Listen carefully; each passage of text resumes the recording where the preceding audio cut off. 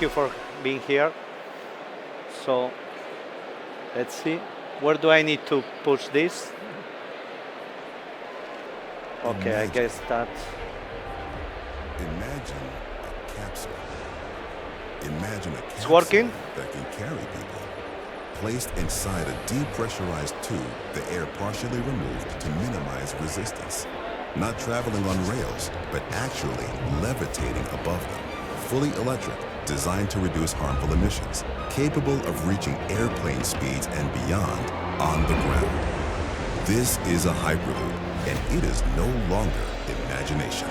At Hyperloop Transportation Technologies, we haven't just been dreaming of it. We've developed it. From designing the world's first full-scale Hyperloop system to revolutionizing how we ship freight, our team has developed the technology to deploy Hyperloop systems worldwide. We're committed to transform the passenger experience, putting comfort and safety at the center of everything we're doing.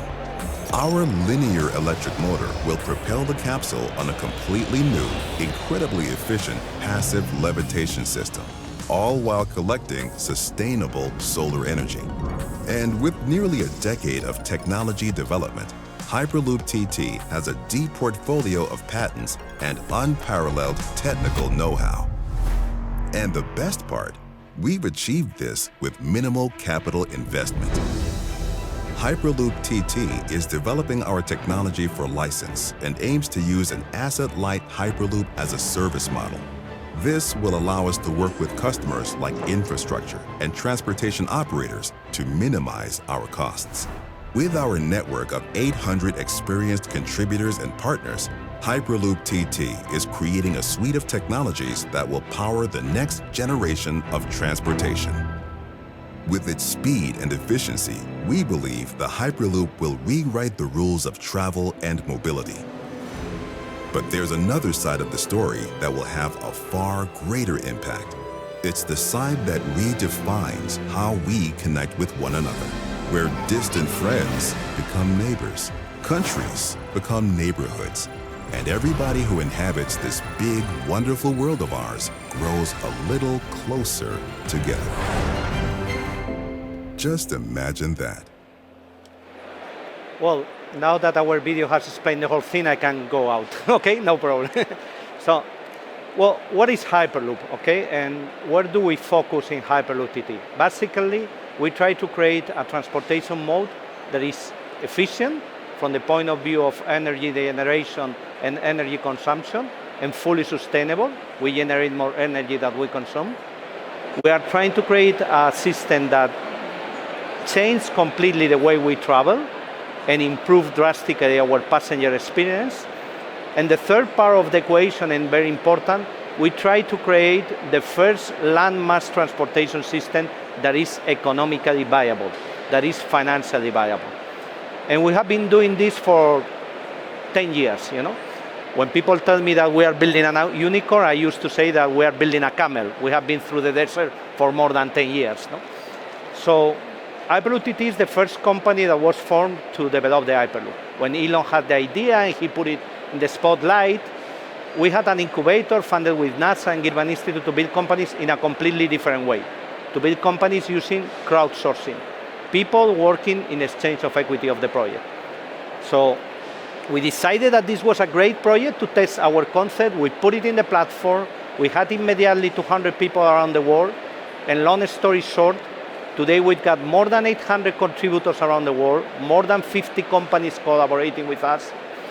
Harvard Business School has defined us like the biggest crowdsourcing platform in the planet.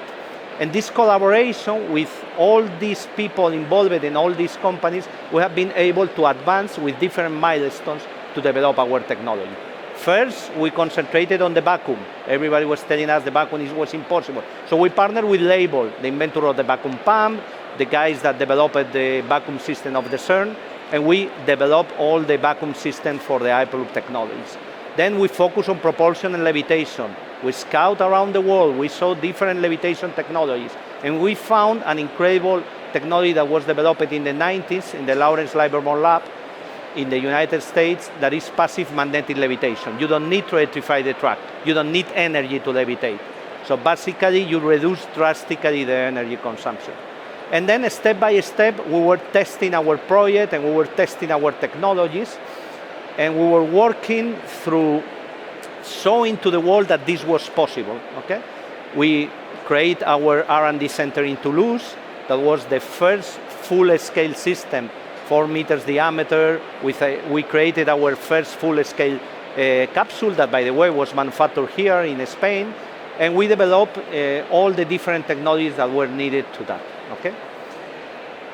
And from the beginning, we knew that, and here you see some pictures, of our vacuum container, our tubes in Toulouse, the gates, the valve gates that we have every 10 kilometers so we can sectorialize the system and the capsule.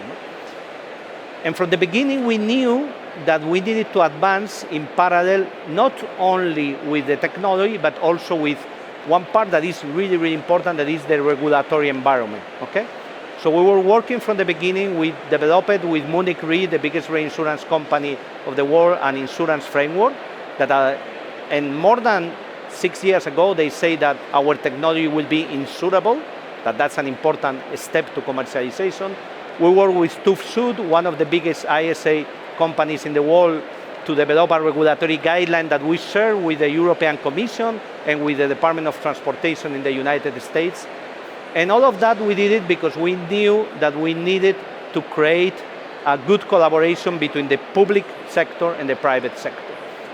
And today we are very happy to say that Hyperloop has been part of the new infrastructure bill of the Biden administration. Hyperloop, the Commission of the European Commission, has committed to have a regulatory framework and impact assessment for the last quarter of 2024. Okay? And of course, when you are talking about a project like us, it's not only about technology, it's how do you utilize the technology and how do you transform that technology in a real product. And in Hyperloop TT from the beginning, we had very clear that we wanted to do a solution that was good for passengers, but also good for freight. So we have right now 3 products. One product that is Hyperloop Passengers, 4 meters diameter, tube, a capsule that moves passengers in a very, very smooth environment. We have the Express Freight, that basically you use the same infrastructure to move ULDs, to move pallets, to move parcels. And then we partner with HALA, with the operator of the Hamburg port, to have a solution that fully integrates the logistics of the ports and the containers, the maritime containers, in a land environment, to connect seaport to dry ports, seaports to the logistics centers, and all of that. And these are the 3 products, that we have developed and that. And when you are talking about infrastructure, you have the technology, you have the product, but you also need to have the projects, okay? And we have been working very, very hard to have I'd say we have a lot of opportunities around the world, a lot of conversations, talking with a lot of governments, a lot of private companies. But we are really, really focused right now in 4 opportunities. 2 that we call our commercial prototypes, and 1 and 2 that we call our commercial lines. No? So basically, and I will talk more about that, we have a project in Italy that we are going to build the first 10 kilometers of Hyperloop. And I will explain a little bit later. But in parallel, the project that we are going to be building there is the Hyperloop that we can build today, not the Hyperloop of the future. Okay? So in parallel to that, we make an agreement with the Federal Railroad Administration, with the company that is managing the Transportation Test Center in Pueblo, Colorado, to do an R&D center there also for 5 kilometers of an Hyperloop, where we will be able to test the new generations of technology. And of course, our goal is that in 3 years, when we have demonstrated to the world that the technology works, 3-4 years, in our Italian project, we'll be able to have commercial projects. We are working very hard around the world with different ports, and we have presented an unsolicited proposal for Long Beach to solve the congestion and the problems that they have in the port of Long Beach for moving containers outside of the city center, okay? And we have our Great Lakes feasibility study that has been a very, very interesting project, because basically we were able to demonstrate with independent assessment and with a review by peers and with all the rules of the public procurement process in the United States that Hyperloop is capable to have a payback period of between 20 to 25 years. And just to put this in perspective, I'm from Spain. Spain is the second country in the world with more kilometers of high-speed rail. It's also the Western country with the lowest capex per kilometer. The line that is more successful is Madrid-Barcelona. Madrid-Barcelona has a payback period of 125 years. Okay? So basically relying public subsidies. Okay? If you put together the P&L of Adif and of Renfe on that particular line, 125 years against 25.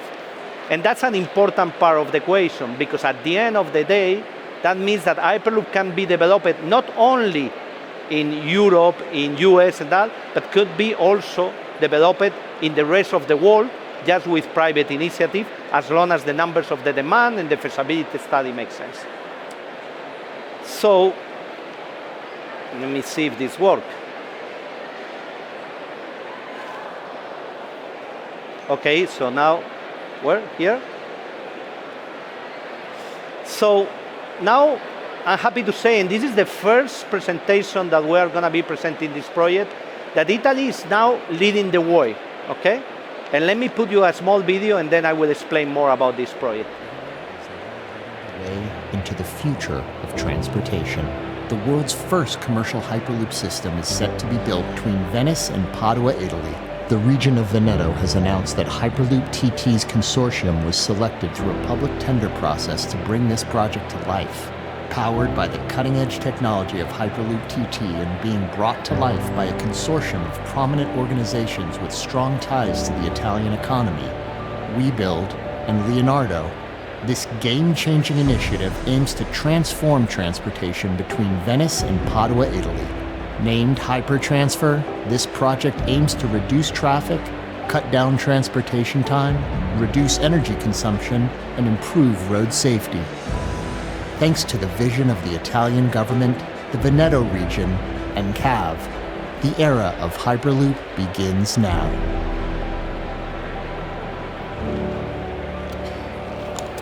So, right now I'm happy to say, as an European, that Europe is leading, okay? Together with the Chinese that are developing their own Hyperloop, the first initiative in the world is going to be these 10 kilometers. The whole idea is we build 10 kilometers, we needed to have it ready for 2026 and part for the Winter Olympics, but finalized by 2028. And then when we demonstrate that the technology works, we will do the extension and we will connect the port of Venice with the logistics center of Padua and the center of Venice with the center of Padua. This is a project that is a PPI, that is a very, very nice regulatory framework that we have in Europe to push collaboration between public and private.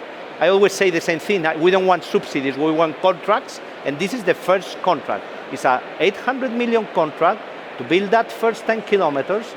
The whole idea is to demonstrate that the technology works, okay? And we have put together and we will certify for freight and for passengers, okay?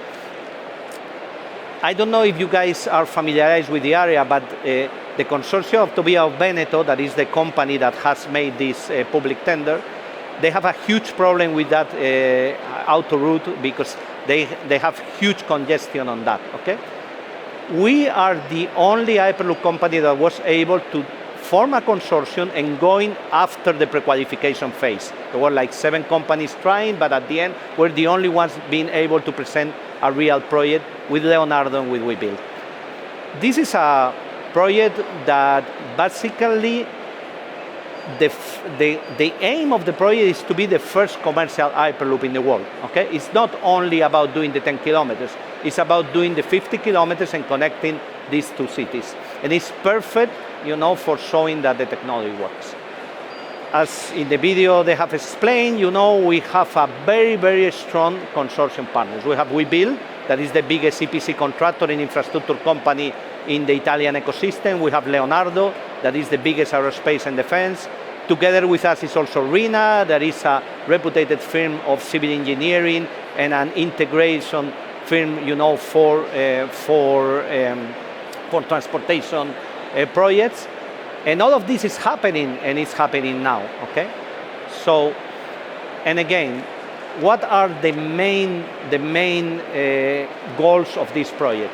To demonstrate the economic feasibility of the project, to demonstrate also the technical capabilities, to show that you could have a mixed system that could alternate, between freight and passengers, and finally, to boost innovation and to boost the Italian ecosystem, to help the industry around us, to develop the Hyperloop together with us. And that's perfect for our model, because that's how we work. We always work with the local ecosystems, trying to develop things. In Toulouse, we did more than 40 projects with different companies around the world. The project has 3 phases: a feasibility study, the phase of design, and the phase of prototype and testing. The aim is to be, or needs to be, finalized by 2028, and in 2026 needs to be running something to show in the Olympic Games. So Hyperloop is happening, and I think that this project is going to be completely a game changer for the whole Hyperloop industry, not only for us. And you have to understand also how works our model, okay? We don't want to build the Hyperloop, we don't want to operate the Hyperloop. We are a technology licensing company. We are licensing the technology to the infrastructure operators and to the transportation operators.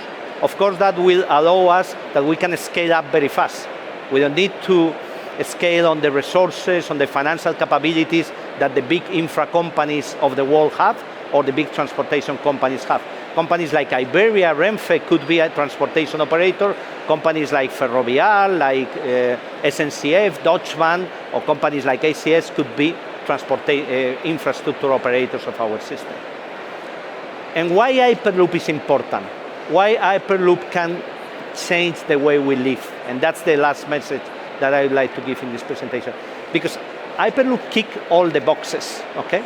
And if you think about it, if you think in terms of aviation is great, it's fantastic, but they have a problem of sustainability, and they have also a problem of convenience. Nobody likes to go to the airport outside of the city, take a plane, stay there 2 hours before, and all of that, And high-speed rail is great, it's fantastic, but first of all, it's sustainable, but it's not as sustainable as we are. We are 0 emissions from the point of view of operations.